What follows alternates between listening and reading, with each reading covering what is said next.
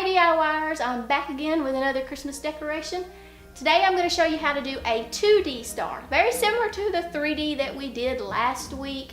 If you haven't seen that, you can take a look at that later, but for now, let's look at this one and I'll show you how I built it. Okay, so let's take a look at the pattern for this. We're going to make our first angle cuts on one end, cutting 54 degrees from the center point along both sides. And on the other end, we're going to make a 72 degree angle cut on both sides. You can get more details on how I make any angle cut like this by watching my video, which I will leave a link to in the description below.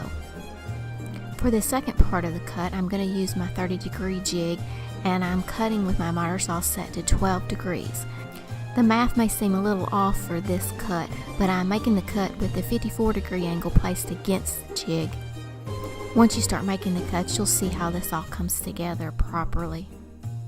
Repeat to create 5 pieces. To assemble the star, all I'm going to do is lay out a strip of masking tape or some painter's tape, then place 2 sections of the star on top of the masking tape, and next I will place a bead of glue down the seam.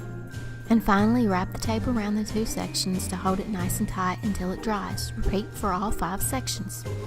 Once the star is allowed to dry overnight, you can apply the finish of your choice.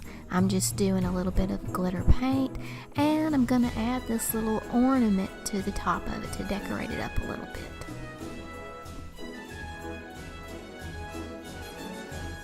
Well, that does it for today, folks.